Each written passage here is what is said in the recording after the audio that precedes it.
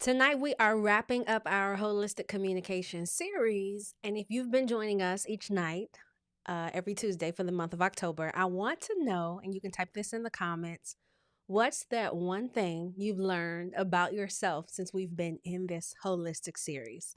What have you learned about yourself mentally, emotionally, physically, and socially and spiritually? We're going to touch on tonight. But tell me, what have you learned about yourself if you've been tuning in for the month of October? We'll be right back right after the intro.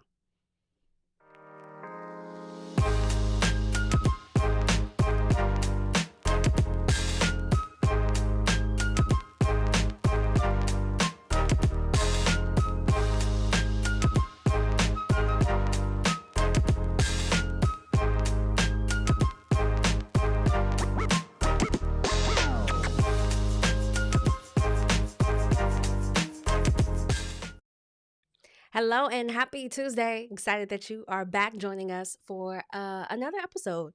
I am in a series called Holistic Communication. I'll get to that in a minute. But for those of you who have not yet met and you happen to be watching, I'm LinnitaHosten. I'm the founder of Vocal Value, and we train emerging leaders to become better communicators. We train them with the skill set and the mindset to do so, so that they can communicate better at work, at home, and with themselves. And this podcast is, I guess, a practical way that I share communication tips weekly with everyday leaders. And for those of you who may not know, earlier this year, I completed a holistic coaching certification, and it changed my perspective a little bit about the work that I'm doing. And so I thought I'd but share a little bit of what I've been learning in the realm of holistic wellness as it relates to how we communicate, because the two do matter and they are highly connected. So I asked you this before we jumped in the episode today. I asked, if you've been watching this series when we started and kicked off in October, what have you learned about yourself? What have you observed about your emotional state, physical state, mental state? What have you observed? And you can drop that in the comments. I'll be looking to see. If you see me looking down, I'm looking to see if you are commenting. And we are live on YouTube, LinkedIn, and Facebook. So far we've discussed, as we wrap up today, we've discussed the impact of our emotional state, our physical state, and our mental state as it relates to how we communicate. There are two additional areas that we didn't touch on, and I want to share about them briefly tonight. And that is the state of our spiritual well-being, and then the state of our social well-being. And I want to start with the spiritual. When we think of holistic wellness and the realm of spirituality, think of it as alignment with your purpose, your values and beliefs, like aligning with who you've been designed to be. If you're a person of faith, in the really good book, it says, before you were formed in the womb, you were known, and that you are a vine. You are a branch from a vine. And so there's a specific assignment attached to you. And I have found this in my own life where my well-being is whole and healthy because the work that I've been doing, it's very clear that I've been assigned to that work. And the very first time this occurred to me was in 2000, I think like 22. I was doing a keynote for Jack and Jill conference of moms, Black prominent moms. And it was a very, let's just say everybody in the room was sitting as if they were at a tea party. They were sitting like that. And there were other speakers who went up before me. I wanted to, feel what the room was like before I was up to speak. And there wasn't much engagement. A lot of people weren't very listening. They were just very, I don't know, I don't have the words. And I've never experienced that kind of environment before. This is how I know I've been assigned to this work. I was invited in to do a keynote on communication skills as it relates to having parents getting their children to talk more. So it was having hard conversations softly. And there was not a dry eye in that room. There was a line when I finished. Lots of questions were coming up out of this. There was a lot of vulnerable transparency in that room as well. People admitting the lack of prioritization of their children, the inability to reach them, feeling disconnected, feeling guilty, verbalizing these things in a room of 100 people. I saw the walls come down. And I know I've been assigned to this work, but that was a clear indication for me. And when people say things like, it filled my cup, they're referring to the sense of fulfillment that they receive from doing something so closely associated with how they've been designed. And if you've never been in a fulfilled place, it's really hard to put into words, but let me try. You have this peace, this joy, you have these feel-good hormones that didn't come from alcohol, weed, they didn't come from sex, they didn't come from like being promoted at work. That it's an internal thing that happens, and you feel amazing. It's a high too. You want to experience it again and again. So when I talk about spiritual wellness, it's how closely are you associated? How closely have you been aligned to the purpose you've been designed to fulfill on this earth? You'll know when you're close because you will feel those feelings. It will be like something you've never experienced before. I experience that every time I'm assigned to keynote. Every time. And so imagine, let's say I do that once a week or 2 times a month. That's a pretty good wellness, not regimen, not routine, but it's a wellness boost. It's gratifying. And so think about that in your own life. How closely aligned are you to the purpose God has designed you for? How closely are you to doing that work? How often do you get to do it? The byproduct of doing so is that sense of fulfillment and peace. You feel like, okay, there's purpose or intentionality for why I'm here. So if you have not yet experienced that alignment, what that feels like, this is a great area of the holistic 5 core for you to tap into. Now, depending on the faith that you practice, I'm Christian.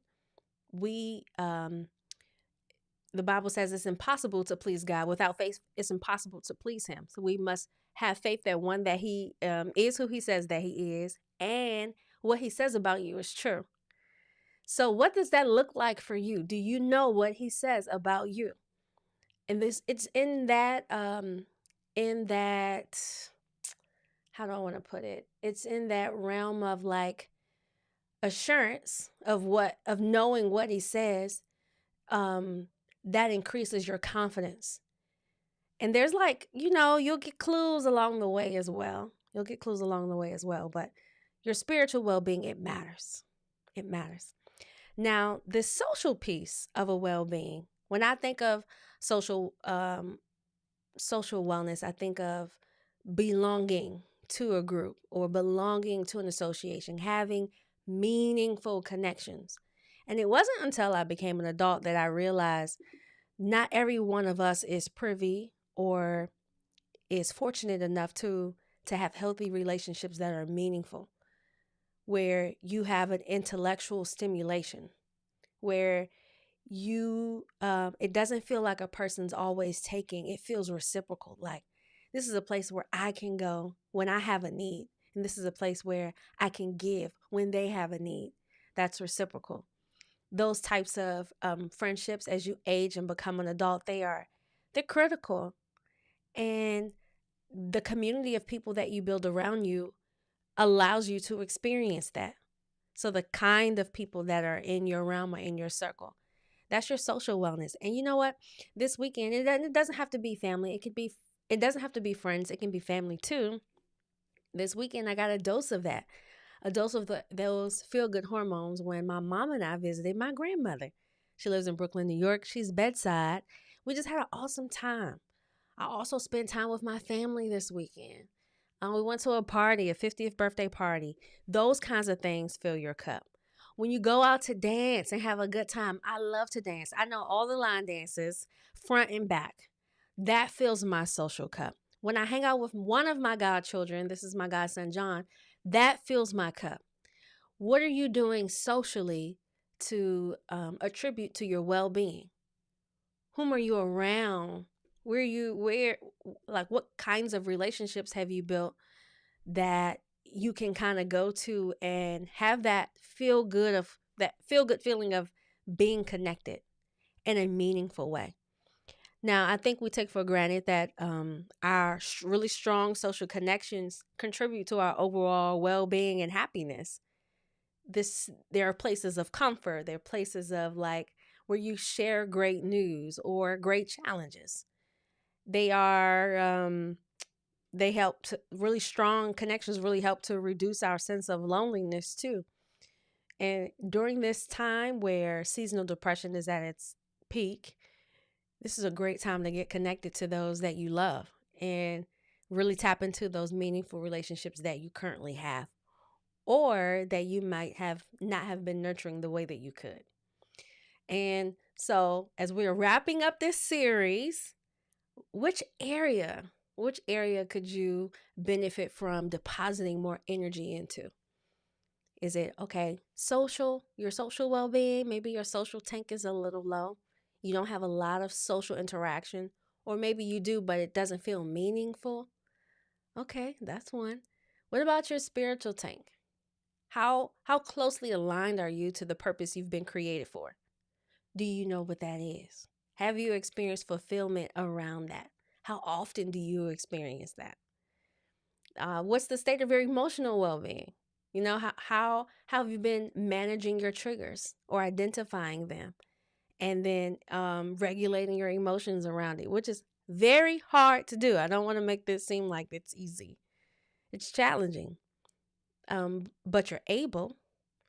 And then talk to me a little bit about your mental well-being and your physical well-being. What are the things that you've been doing to increase your overall wellness? This will probably be the last time I speak on this topic, but this content will live. And I hope that if you're having a challenge in any of these categories, you can always come back and get a refresher on what we talked about. Because your communication style, the words that you use, your body language, your tone, all of your nonverbals, your word choice, it's going to be deeply connected to your overall well-being. So having an awareness about how you feel, adapting or modifying that so that you could communicate better, that's how you become a better communicator, not only with others, but with yourself too. I always say, if you notice, I always say, we teach individuals how to become better communicators at home, at work, and with themselves, because it's how we speak and treat ourselves that also shows up in how we treat others. I will honestly admit that I have selfishly enjoyed this series. While it does not directly relate to teaching the skill of public speaking, it's an indirect correlation, but it's a very, it highly influences your communication skills. If by chance I just happen to have generated a greater awareness of that for you, it was worth taking the risk to derail from my typical content to jump to this. It was worth it. I'll take that. All All right, so that's our season finale for 2025, and I'm trying to get in the practice of this now. I want to get our episodes down to 10 minutes or less because there's power in brevity. It does not take a long time to make a strong point. It just takes the right words to make the strong point. So I am attempting to practice that. And so if you don't have any questions and I don't see them, I'm looking now. Hey, Dewan. I'm glad to be back. I'm really glad to be back enjoying this podcast series that we've been doing. And let me know if this is your first time catching the Holistic Communication series. Which area of the 5 do you feel you can develop? Is it emotional wellness, physical wellness, social wellness, spiritual wellness, or mental wellness? Drop that in the comments and I will check it out. Now, I will say this. Next month, for the month of November, we are transitioning back to that good old Stage Power. We're going to call it the Stage Power series, where we'll be walking through the components of a powerful communicator. And that's my jammy jam. For the month of November, also, if you're not on my email list, you may not know this, but we're opening the doors to an online community called Emerging.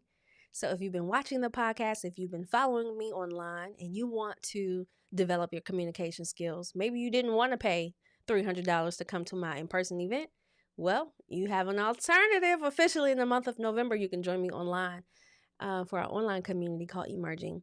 It's only $39 a month.